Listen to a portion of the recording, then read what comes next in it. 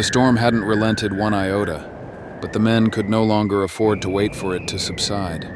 The rations had dwindled to nothing, the wood a mere armful, leaving no choice but to face the blizzard's wrath. The decision to venture out had been a reluctant one, and the tension in the bunker was palpable as the plan was finalized. The German leader stood near the table, gesturing to the items spread across it, lengths of sturdy rope, hatchets, and a crude map of the surrounding area they'd managed to sketch. Snowflakes and high winds whipped against the narrow windows, the storm's relentless howl a constant reminder of the danger outside. We split into 2 groups. The German leader said in accented English, his voice steady despite the weight of the task. 4 of us will hunt. The rest will gather firewood. Both tasks are critical if we are to survive. The British officer, standing on the opposite side of the table, nodded. We'll stay tethered to the bunker at all times, he added, his English clipped but clear. The storm is too severe to risk anyone wandering off. The supplies they'd discovered in one of the bunker's back rooms had been a godsend. Coils of rope, heavy-duty clothing, and tools like hatchets had been stored there, likely forgotten in the chaos of war. It was enough to give them a fighting chance. The German leader's gaze swept over the men. The British officer and I will lead the hunting party. The other 2 will carry rifles, he said, motioning to 2 soldiers, one from each side, who stood at attention. The rest of you will focus on gathering wood. Move in pairs and bring back whatever you can find. The men exchanged glances, their expressions a mix of apprehension and determination. The storm was unforgiving, but starvation and freezing temperatures were worse. They began bundling themselves in layers, fastening the rope securely around their waists to ensure no one would get lost in the whiteout. Let's move, the German leader said firmly, his breath visible in the cold air. The 2 officers and the 2 armed subordinates stepped out of the bunker first, the wind immediately biting into their exposed skin despite their heavy clothing. The storm swirled around them, a relentless wall of snow and ice that reduced visibility to mere feet. The rope stretched behind them, securely fastened to the bunker's heavy door. The German leader held the lead, his gloved hands gripping the line as he forged ahead. The British officer followed close behind, his movements deliberate and methodical. The silence between the 2 leaders was heavy, punctuated only by the occasional crack of ice beneath their boots and the muffled sound of the storm. The other 2 men followed a few paces behind, their rifles at the ready, eyes scanning the landscape for any signs of prey. After what felt like hours but was likely only minutes, one of the armed men raised his hand. Tracks, he said, his voice barely audible over the wind. The German leader crouched, peering at the faint impressions in the snow. They were large, distinct, likely from a European bison. He glanced back at the British officer, who nodded in silent agreement. The group adjusted their direction, following the trail deeper into the woods. Meanwhile, the 6 men tasked with gathering firewood moved in pairs, their rope tethered to the bunker like a lifeline. They worked quickly, hacking at fallen branches and small trees with the hatchets they'd found. Hurry the fuck up, men! We probably only have 30 to 40 minutes out here before we bloody freeze to death, said one of the British soldiers. The wind howled around them, but they pressed on, driven by the need for warmth and survival. Each pair returned to the bunker with armfuls of wood, their faces red from the cold, before venturing out again. The storm made every trip a grueling test of endurance, the snow threatening to bury their path with each passing minute. The hunting party's progress was slow but steady, the tracks leading them toward an open, flat plain.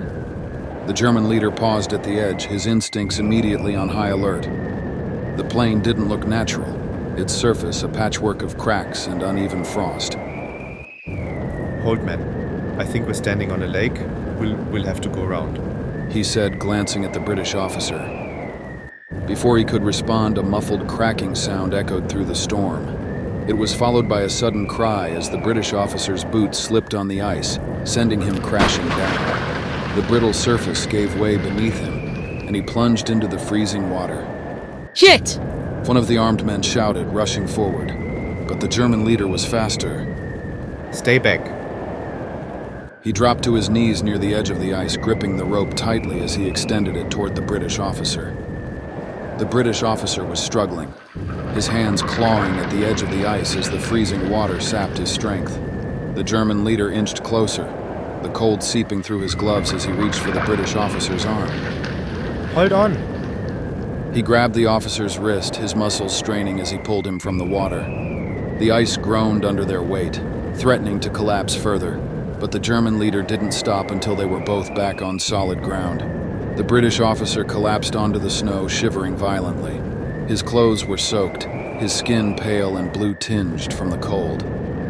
The German knelt beside him, his own breath labored, as he quickly assessed the situation. We have to get him back to the bunker, he said, his tone leaving no room for argument. The German wrapped the rope securely around the Brit, using it to support him as they began the grueling trek back. The other two hunters followed closely, one of them glancing back toward the woods. What about the bison? He asked, his voice strained. You two handle it. The officer needs to get out of the storm, the German said without breaking stride. The two men nodded, exchanging a quick glance before turning back to track the bison. The two officers pressed on, the wind tearing at their clothes as they retraced their steps. Each step felt like a battle, the cold sinking deeper into their bones. By the time they reached the bunker, the British officer was barely conscious, his body trembling uncontrollably. The German kicked the door open, shouting for help as he dragged the British officer inside. The firewood team, who had just returned with another load, sprang into action, helping the German leader get the British officer near the stove, except for one German subordinate, who was displeased to see such humane treatment of the enemy. Get his clothes off. The German leader ordered, his voice sharp with urgency. We need to warm him up, fast. The men worked quickly, stripping away the soaked layers and wrapping the British officer in blankets. The German leader stood back, his chest heaving as he tried to shake the cold from his own body. He looked around and noticed the German subordinate who was doing nothing. Get in there and help the team. He ordered the reluctant subordinate. Ich werde es nicht tun. Wir haben eine Mission, Herr Hauptmann. Und ein Teil dieser Mission ist es, den Feind zu töten. Da bin ich mir sicher. Warum retten Sie Ihren Anführer, Herr Hauptmann? Das war unsere Chance. Das ist ein Befehl. Wenn Sie ihn nicht befolgen, lasse ich Sie als Befehlsverweigerer und Verräter erschießen. Ist das klar? The soldier reluctantly assisted the recovery of the British officer, much to his extreme displeasure. The storm raged on outside, but for now, they had won a small victory.